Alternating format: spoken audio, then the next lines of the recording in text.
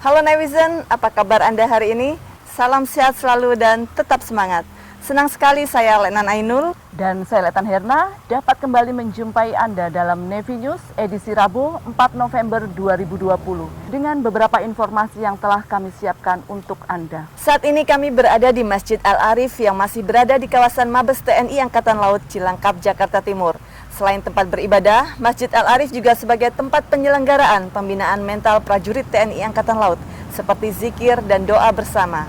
Ya Nevizen, selanjutnya kita beralih ke Nevi News.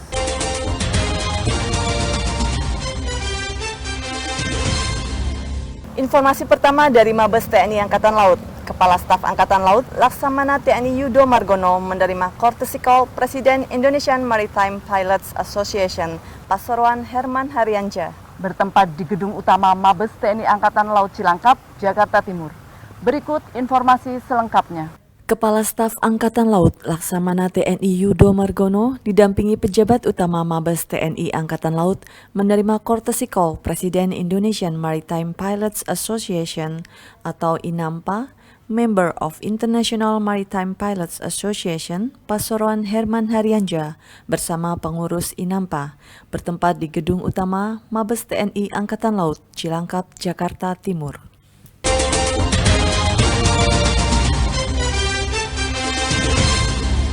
Informasi selanjutnya dari Seskwal. Komandan Sekolah Staf dan Komando TNI Angkatan Laut Laksamana Muda TNI Iwan Isnurwanto secara resmi membuka sekaligus menjadi keynote speaker pada acara Seminar Maritim Nasional Seskwal tahun anggaran 2020.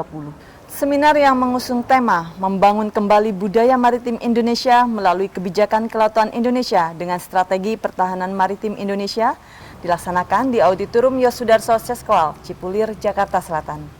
Komandan Sekolah Staf dan Komando TNI Angkatan Laut Laksamana Muda TNI Iwan Isnurwanto secara resmi membuka sekaligus sebagai keynote speaker pada acara Seminar Maritim Nasional Seskwal yang berlangsung di Auditorium Yosudarso Seskwal, Cipulir, Jakarta Selatan. Seminar yang mengusung tema membangun kembali budaya maritim Indonesia melalui kebijakan kelautan Indonesia dengan strategi pertahanan maritim Indonesia diikuti oleh 1.250 peserta, baik secara virtual maupun hadir langsung di Auditorium Yosudarso Seskwal, serta menghadirkan 6 pembicara dari kalangan militer, pengamat politik dan militer, akademisi maupun sejarawan.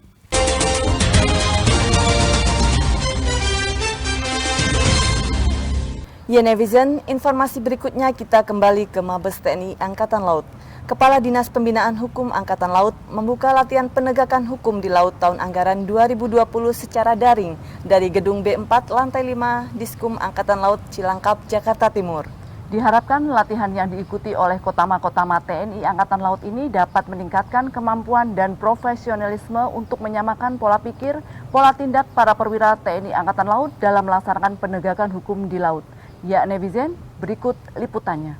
Kepala Dinas Pembinaan Hukum Angkatan Laut Laksamana Pertama TNI Kresno Buntoro selaku Direktur Latihan membuka latihan penegakan hukum di laut secara daring dari Markas Besar Angkatan Laut Cilangkap, Jakarta Timur dan menyampaikan bahwa penegakan kedaulatan hukum di laut merupakan satu rangkaian kesatuan fungsi yang pada esensinya tidak dapat dipisahkan dalam suatu operasi di lapangan dalam proses penegakan hukum.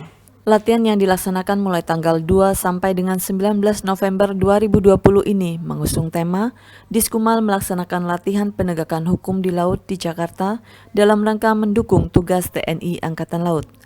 Latihan ini sejalan dengan program prioritas Kepala Staf Angkatan Laut Laksamana TNI Yudo Margono terkait penyelarasan doktrin, operasi latihan, dan sistem pelatihan yang fleksibel dan adaptif terhadap dinamika situasi terkini.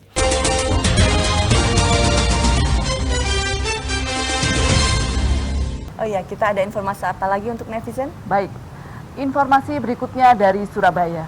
Untuk meningkatkan kesiapsiagaan prajurit dalam menghadapi pilkada yang akan dilaksanakan dalam waktu dekat, Pangkalan Utama TNI Angkatan Laut 5 melaksanakan gelar pasukan latihan pengamanan pemilihan kepala daerah tahun 2020. Kegiatan ini dipimpin langsung oleh Komandan Lantamal 5 Laksamana Pertama TNI Muhammad Zainal bertempat di lapangan apel Yosudarso, Mako Lantamal 5, Surabaya. Berikut informasinya untuk Anda. Pangkalan Utama TNI Angkatan Laut 5 Surabaya melaksanakan gelar pasukan latihan pengamanan pemilihan kepala daerah tahun 2020.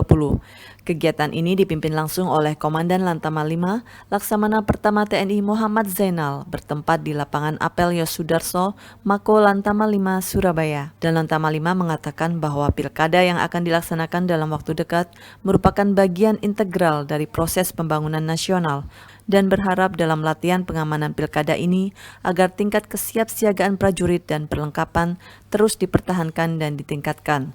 Dengan melibatkan lebih dari 250 personel, latihan ini sendiri dilaksanakan selama 28 hari yang terbagi menjadi 3 tahap, yaitu 14 hari tahap perencanaan, 10 hari tahap pelaksanaan, dan 4 hari tahap pengakhiran.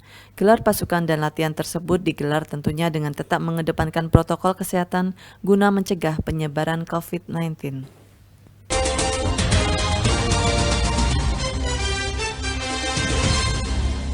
Selanjutnya kita ke Tarakan. Komandan Pangkalan Utama TNI Angkatan Laut 13 Tarakan, Laksamana Pertama TNI Haris Bima Bayuseto memimpin secara langsung pelaksanaan acara serah terima jabatan Komandan Pangkalan TNI Angkatan Laut Nunukan secara virtual. Di ruang Pusat Komando dan Pengendalian Markas Komando Lantamal 13, Jalan Saingingitan, Kelurahan Mamburungan, Kecamatan Tarakan Timur, Kota Tarakan, Provinsi Kalimantan Utara.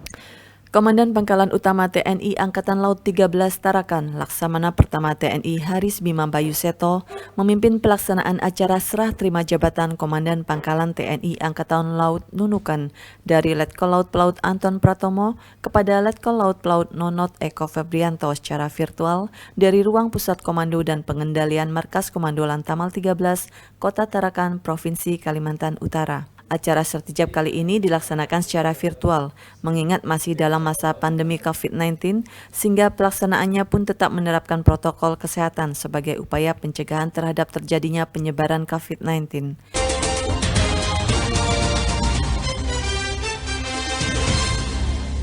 Ya netizen, selanjutnya kita beralih ke Nusa Tenggara Timur.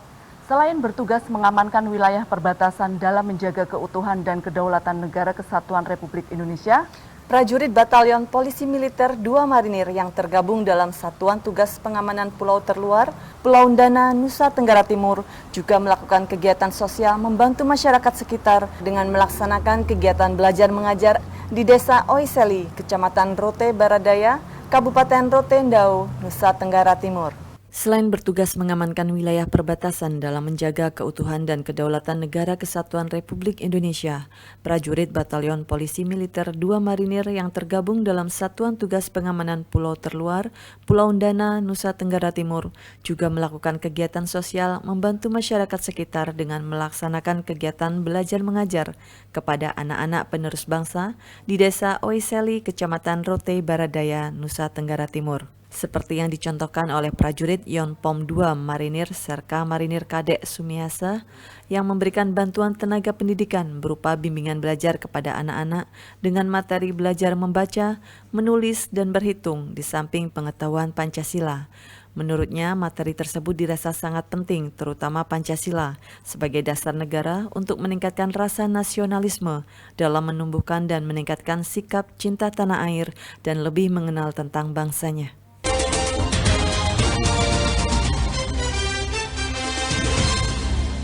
Baik netizen, demikian seluruh rangkaian informasi Navy News hari ini.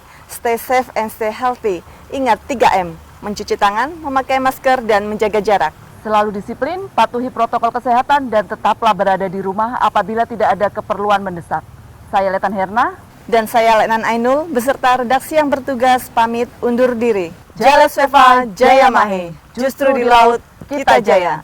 Terima kasih dan sampai jumpa.